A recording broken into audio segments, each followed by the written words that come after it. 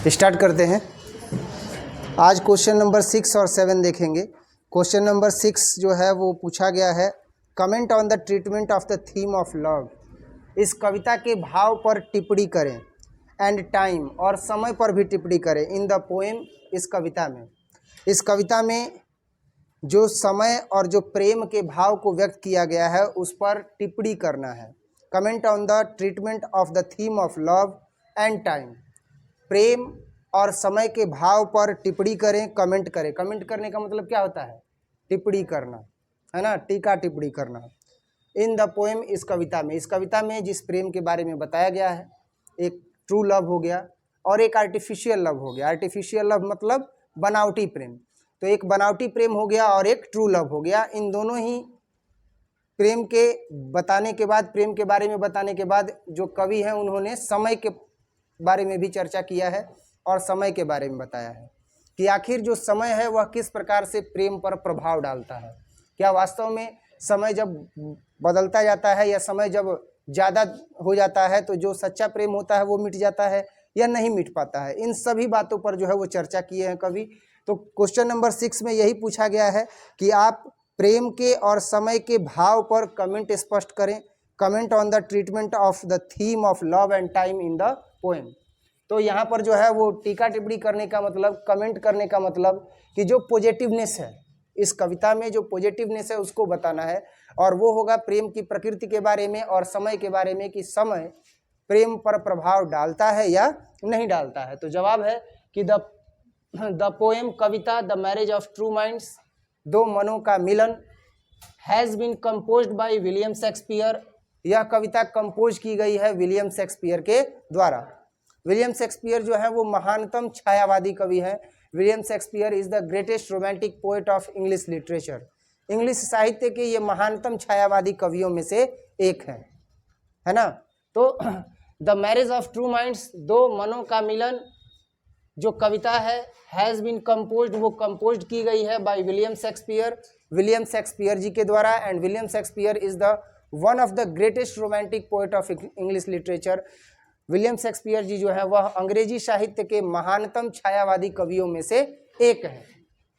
In this poem, इस कविता में the poet has described, जो कवि हैं वह व्याख्या करते हैं द थीम ऑफ लव, प्रेम के भाव के बारे में, एंड टाइम और समय के बारे में।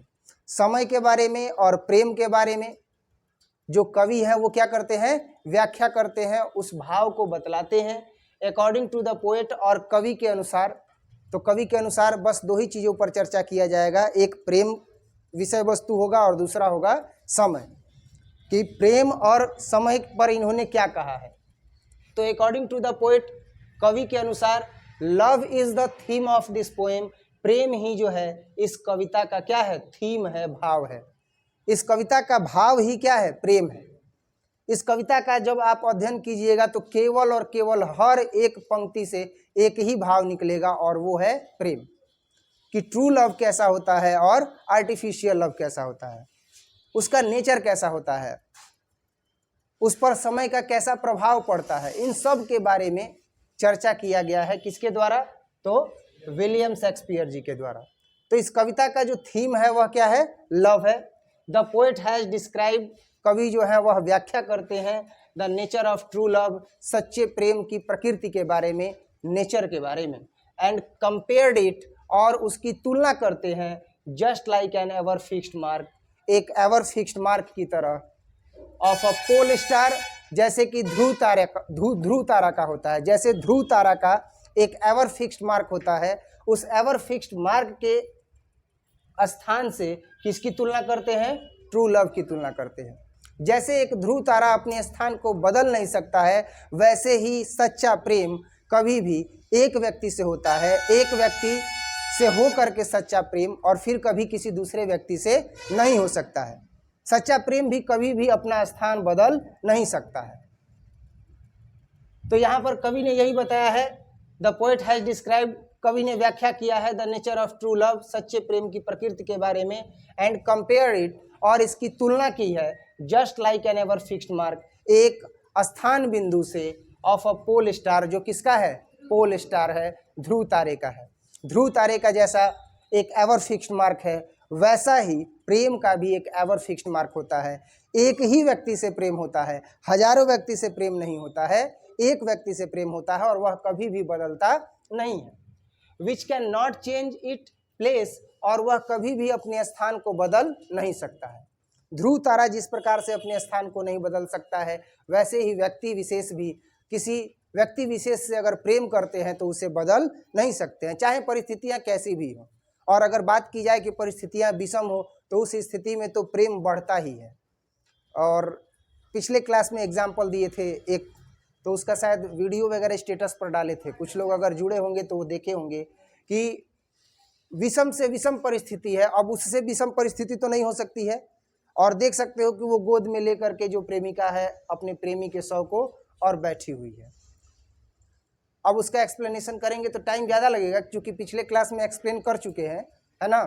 तो आप देख सकते हो कि उतनी विकट परिस्थिति में और वो जो है एवर फिक्स्ड मार्क कभी बदल नहीं रहा है, केवल और केवल एक से ही प्रेम हुआ, अन्य किसी से भी नहीं हुआ।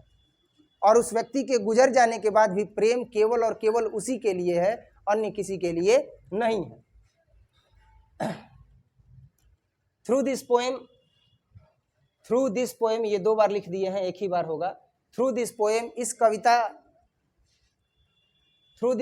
कविता की मदद से the greatest romantic poet William Shakespeare, जो महानतम छायावादी कवि हैं William Shakespeare ji, define the true love, वह सच्चे प्रेम को क्या करते हैं, डिफाइन करते हैं, सच्चे प्रेम की व्याख्या करते हैं।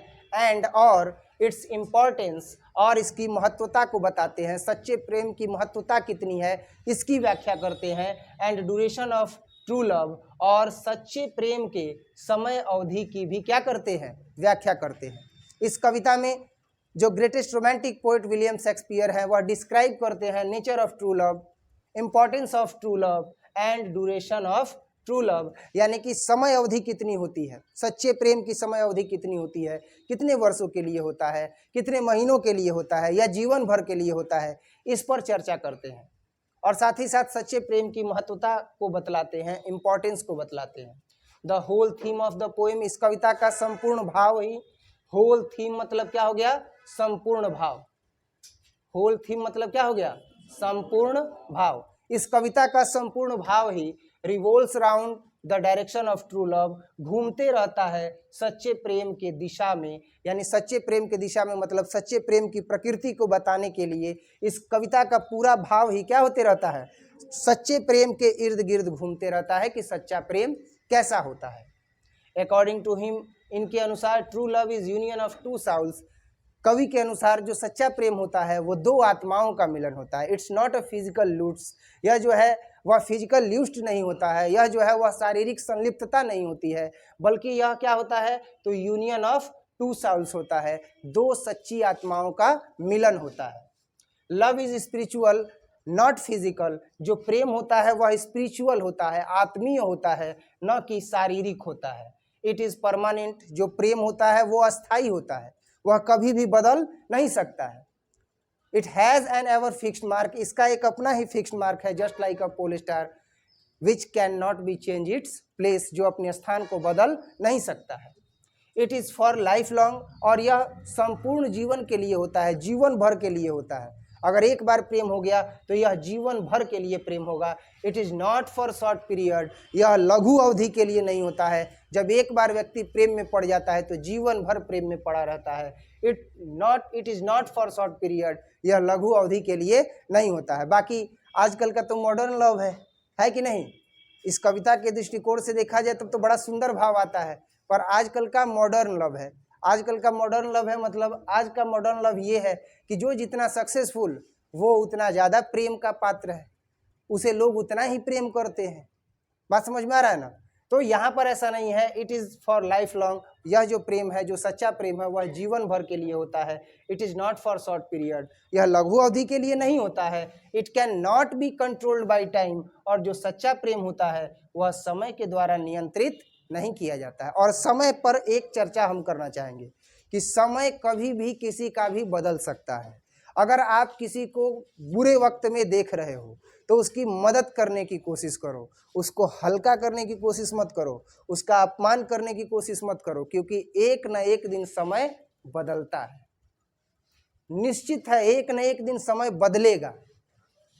समझ में आया? और जो ये चीज समझ गया, जो ये थीम समझ गया अबाउट द टाइम, वो लाइफ का पूरा कंसेप्ट ही समझ गया। आज से आने वाले 5 बरस 10 बरस बाद आपसे कोई आपका डिग्री पूछने नहीं जाएगा।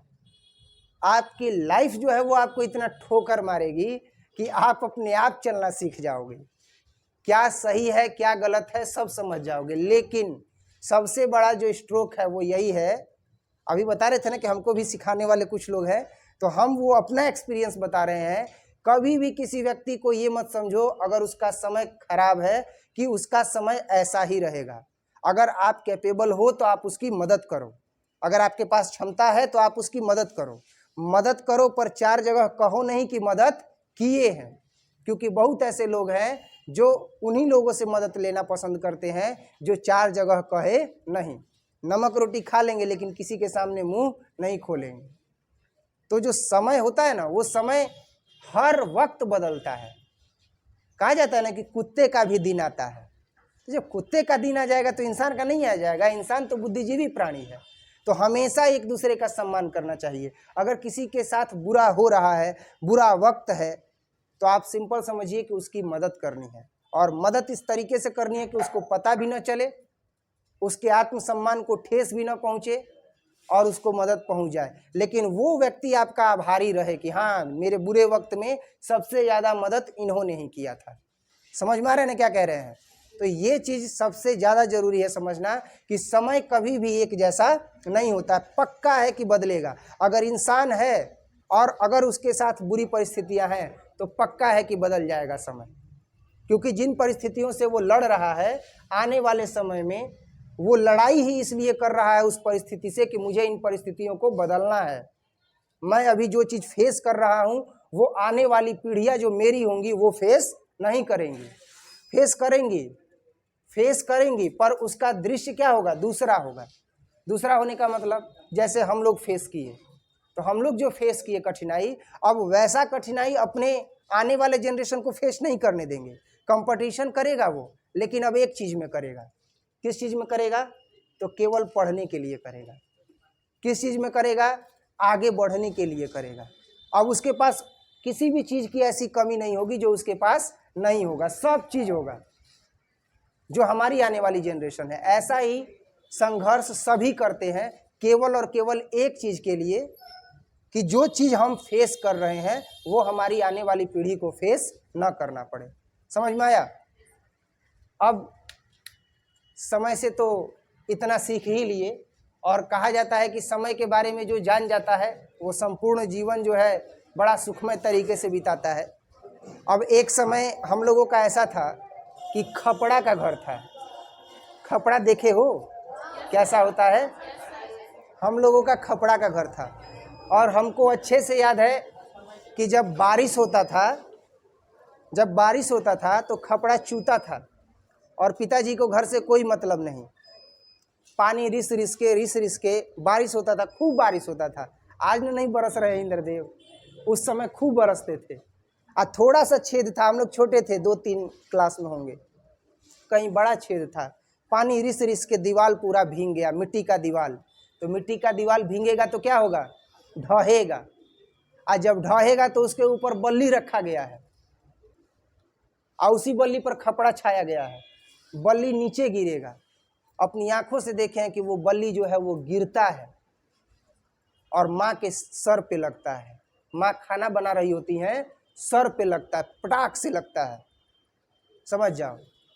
अब माँ कुछ नहीं बोलती है, बस आंख में क्या है? आंसू है। अब बस ऊपर देख करके कहा भगवान। लेकिन जो चोट लगा और आवाज आई वो यहाँ लगा।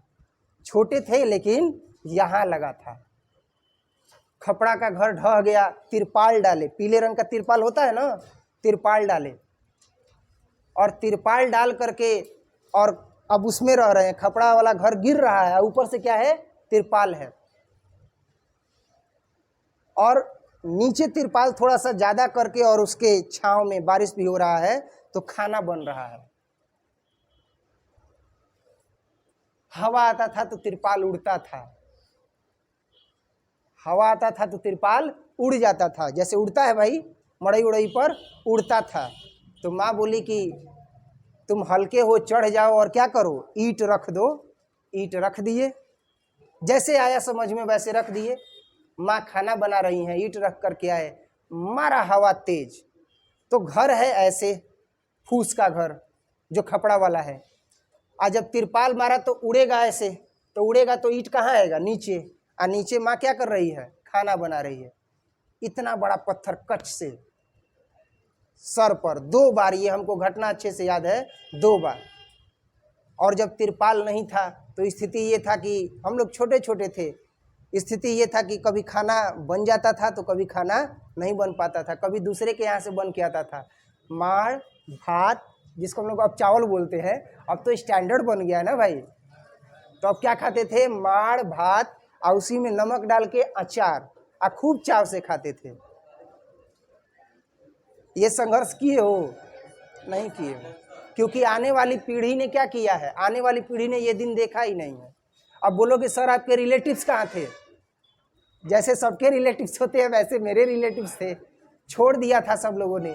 लेकिन इस बात के शुक्रगुजार हैं कि उनका छोड़ना ही हम लोगों को क्या दे गया, मजबूती दे गया, सिखा गया कि संघर्ष क्या करना है, अकेले करना है। जब आप जीवन में संघर्ष करते हो तो आपके सगे संबंधी कोई भी आपके काम नहीं आते हैं। तो समय बड़ा ही मूल्यवान होता है, और इसका जिसने उपयोग कर लिया, उपयोग करने का मतलब जैसे आप पढ़ रहे हो और आपने पढ़ लिया, समय का सदुपयोग कर लिया, तो फिर आपके राह में कोई भी बाधा नहीं आएगी, आपका जीवन पथ बड़ी ही सुगमता से जाएगा। आज वही घर है, जाके देखो तो 10 गो रूम बना है, क्या नहीं है, सब चीज़ है। और किसी का सरकारी नौकरी नहीं है, सरकारी नौकरी है नहीं है, सब चीज़ वही है, बस देख रेख करने वाला उस समय कोई नहीं था। बताए ना, पिताजी को घर से कोई मतलब ही नहीं था। आज पिताजी को घर से मतलब है, क्या मेरा है क्या दूसरे का है, इतनी समझ है। तो आज सब देख रहे हैं और सब वही है, न कहीं पर 1 कट्ठा खरीदे हैं और न कहीं पर 1 कट्ठा बेचे हैं, और उतने में ही सब सामंजस्य बैठ गया। एक पेरेंट्स अपने घर का देख रेख करने लगे और आज घर आगे। तो इसीलिए कहा जाता है कि पिता का रहना बहुत जरूरी है। पिता एक छत्र छाया की तरह होते हैं, वो कुछ ना करें, केवल बैठे रहे ना तब भी छाव देते हैं, समझ में आया। तो पेरेंट्स का होना बहुत ज़्यादा जरूरी है, और ये आपको भी समझना चाहिए, क्योंकि आपकी वजह से पेरेंट्स का जो सर है ना वो ऊंचा रहेगा। और ये सब A to Z एक्सप्लेनेशन किस पर है, टाइम पर है। आप भी जितना एक्सप्लेनेशन कर रहे हैं ना, साहित्य में ऐसे ही एक्सप्लेन होता है, और एक्सप्लेनेशन करने के बाद टाइम हो जाता है तो छुट्टी। लेकिन हम लोग अपना टारगेट पूरा करेंगे। Come to the question number 7। Question number 7 है, how is the challengeness of love brought out in the first 2 quadrants. First 2 quadrants में, प्रथम 2 पदों में प्रेम में आने वाले चैलेंजेस कैसे हैं, प्रेम में आने वाले संघर्ष कैसे हैं, चैलेंजनेस कैसा होता है प्रेम में कैसा, लव में कैसा चैलेंजनेस आता है, किस प्रकार का संघर्ष आता है। चैलेंज मतलब क्या, चैलेंज मतलब एक तरफ से होता है दावा करना, हम चैलेंज करते हैं कि हम तुम्हारा जो हाथ है वो क्या कर देंगे, पटक देंगे, दावा करना। तो किस प्रकार से चैलेंजनेस आते हैं, तो चैलेंजनेस आता है, लोग कहते हैं कि हम तुम्हारा प्यार मिटा देंगे, पर क्या वो प्रेम मिटता है, नहीं मिटता है।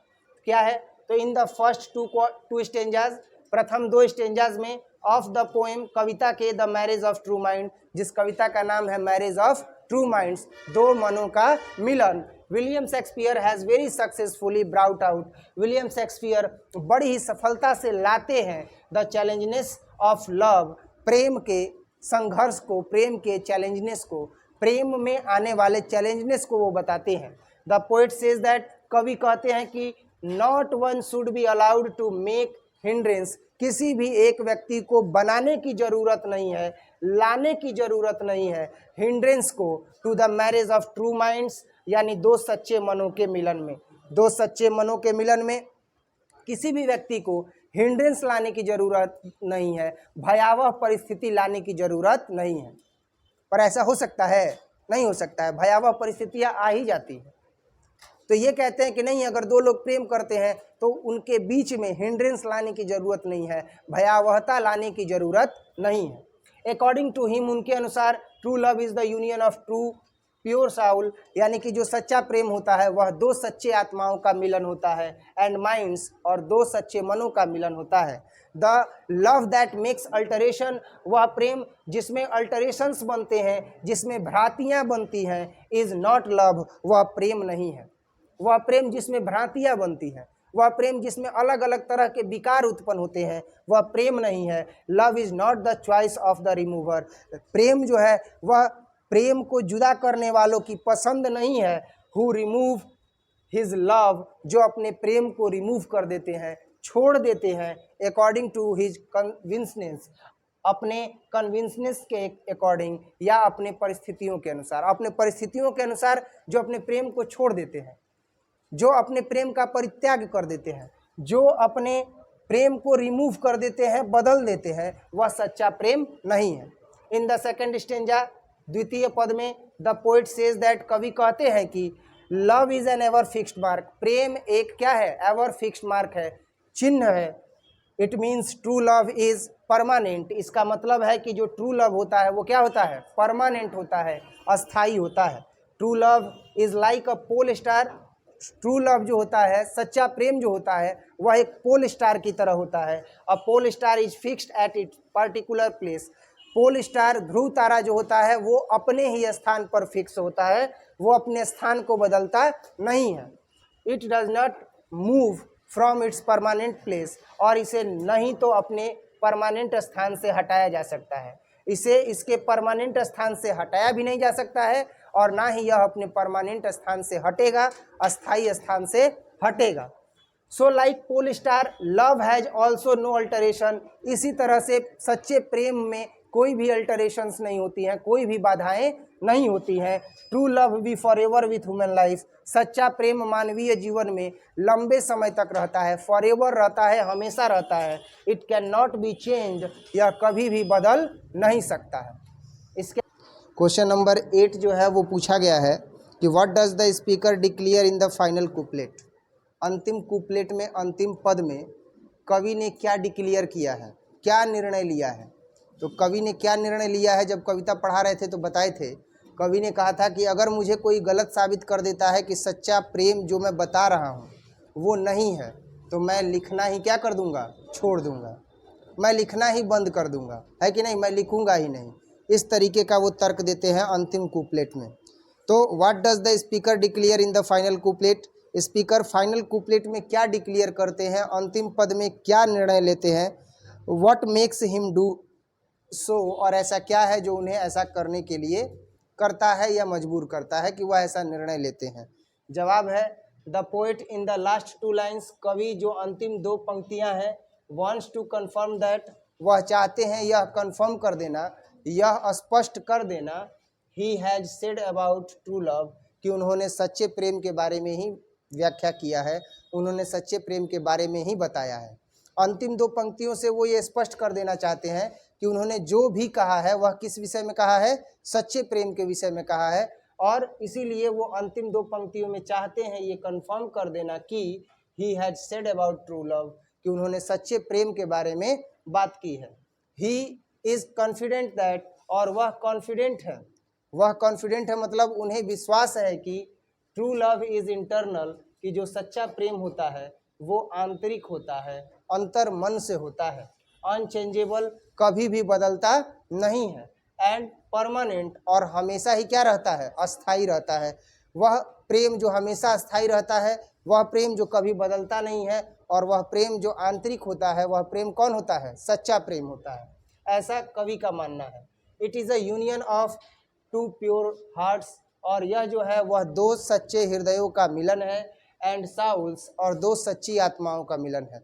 जो सच्चा प्रेम होता है वह दो सच्चे आत्माओं का मिलन होता है और दो सच्चे हृदयों का मिलन होता है। Love is spiritual not physical, प्रेम जो होता है वह आत्मीय होता है, वह शारीरिक नहीं होता है, फिजिकल नहीं होता है। The poet is so confident, जो कवि है वह अत्यधिक विश्वास करते हैं, सो कॉन्फिडेंट है अत्यधिक विश्वास करते हैं, अबाउट हिज थॉट अपने विचारों पर, दैट ही सेज दैट जो उन्होंने कहा है।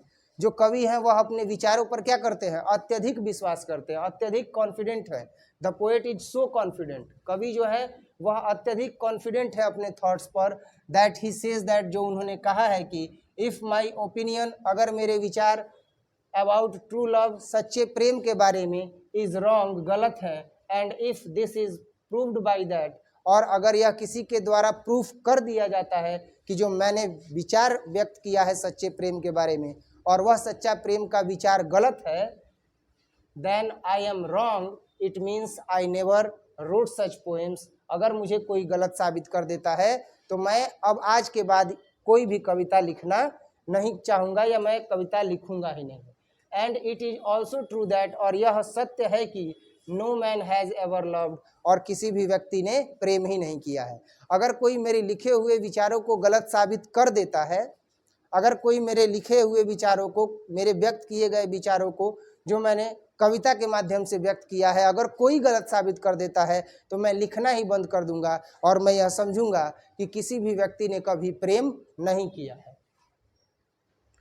इट मीन्स दैट, इसका मतलब है कि इफ पोएट इज रॉन्ग, कि अगर कवि गलत हो जाएंगे या गलत होते हैं, the story of true love, सच्चे प्रेम की कहानी में, the dictum of true love is also wrong, तो जो सच्चा प्रेम का डिक्टम है, भाव है, वो क्या हो जाएगा, गलत हो जाएगा। And no man in future will tell the story of true love, और कोई भी व्यक्ति भविष्य में सच्चे प्रेम की व्याख्या नहीं करेगा, सच्चे प्रेम के बारे में नहीं बताएगा। Nor no man will be ever loved, और ना ही कोई व्यक्ति कभी प्रेम करेगा। अगर ये कविता गलत हो जाती है जो सच्चे प्रेम के बारे में है, तो इसका साधारण सा मतलब है कि अगर कवि गलत हो जाते हैं तो सच्चे प्रेम की कहानी को अब भविष्य में कोई किसी को नहीं सुनाएगा और ना ही कोई व्यक्ति कभी सच्चा प्रेम करेगा। इसका मतलब कि इन्हें इतना कॉन्फिडेंट है अपने आप पर कि ये वो समझते हैं कि जो मैंने विचार व्यक्त किया है वही सच्चे प्रेम की व्याख्या है, इसके अतिरिक्त अब सच्चे प्रेम की व्याख्या नहीं की जा सकती है। क्वेश्चन नंबर 9, हाउ इज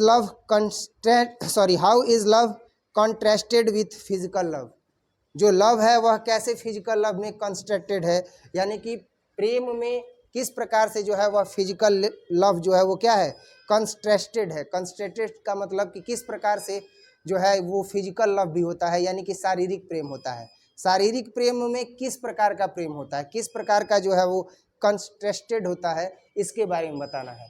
तो जवाब है कि अकॉर्डिंग टू द पोइट, कवि के अनुसार, विलियम शेक्सपियर, जिनका नाम क्या है, विलियम शेक्सपियर है, there is great contrast between spiritual love and physical love, यानी कि स्पिरिचुअल लव और फिजिकल लव में क्या है, कंस्ट्रेंट है, यानी कि अंतर है। कह सकते हैं कि विलियम शेक्सपियर के अनुसार स्पिरिचुअल लव में और फिजिकल लव में दोनों में क्या है, कंस्ट्रेस्टेड है, यानी कि दोनों के बीच में कुछ अंतर है। Spiritual love is true love, जो आत्मीय प्रेम होता है, जो स्पिरिचुअल लव होता है वह सच्चा प्रेम होता है। It is the marriage of two souls, और यह दो आत्माओं का क्या होता है, मिलन होता है। स्पिरिचुअल लव इज इंटरनल, जो सच्चा प्रेम होता है वह आंतरिक होता है। एंड इट इज़ परमानेंट, और यही प्रेम क्या होता है, अस्थाई होता है। स्पिरिचुअल लव ही जो है वो परमानेंट होता है, फिजिकल लव परमानेंट नहीं होता है। It does not change with hours, weeks, months and years, और सच्चा प्रेम कभी भी मिनट, सप्ताह, घंटों, महीनों और सालों में बदलता नहीं है।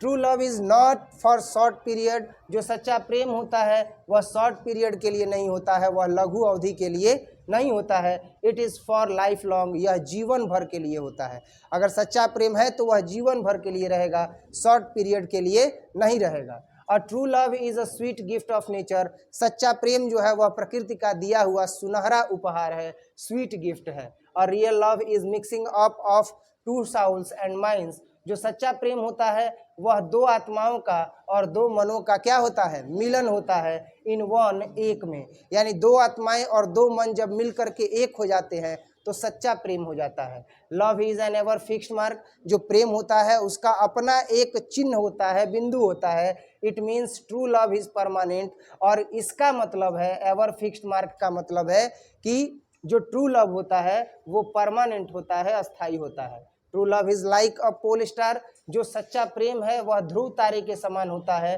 A pole star is fixed at its particular place, और जो पोल स्टार होता है वो अपने पर्टिकुलर प्लेस पर, वो अपने निश्चित चिन्ह बिंदु पर ही स्थिर रहता है, उस निश्चित चिन्ह बिंदु से दूर नहीं जाता है। तो इसी प्रकार से जो कवि है वह तुलना करते हैं कि जो ट्रू लव है वो पोल स्टार है, जैसे ध्रुव तारा पोल स्टार अपने स्थान को छोड़ करके दूसरे स्थान पर नहीं जाता, वैसे ही ट्रू लव करने वाले व्यक्ति कभी भी अपने प्रेमी को छोड़ करके किसी दूसरे के पास नहीं जाते हैं। ठीक है, so just like a pole star, इसीलिए जो ध्रुव तारा है ठीक ध्रुव तारे की तरह spiritual love has also no alteration, spiritual love में कोई भी बाधाएं नहीं होती हैं। It will be for ever for life long, और यह जो होता है वह जीवन भर के लिए साथ होता है। अनलाइक स्पिरिचुअल लव, और ठीक स्पिरिचुअल लव के बजाय physical love is not permanent, जो फिजिकल लव होता है वह परमानेंट नहीं होता है, वह स्थायी नहीं होता है। जो शारीरिक संलिप्तता पर आधारित प्रेम होता है वह कभी भी परमानेंट नहीं होता है, कभी भी अस्थायी नहीं होता है। अकॉर्डिंग टू द पोएट, कवि के अनुसार, the love that make physical attraction, वह प्रेम जो शारीरिक आकर्षण को बढ़ावा देता है, इज नॉट रियल लव, वह कभी भी सच्चा प्रेम नहीं है, सच्चा प्रेम वह नहीं है। It is for short period, और यह बहुत ही लघु अवधि के लिए होता है। फिजिकल लव बिकम ओवर, और जो फिजिकल लव होता है वह समाप्त हो जाता है। When physical satisfaction is fulfilled, जब शारीरिक संतुष्टि की प्राप्ति हो जाती है। शारीरिक संतुष्टि की प्राप्ति के बाद फिजिकल लव क्या हो जाता है, खत्म हो जाता है। और इस प्रकार से आज के क्लास में केवल क्वेश्चन नंबर 8 और 9, इसके आगे हम लोग देखेंगे अगले क्लास में। ठीक है।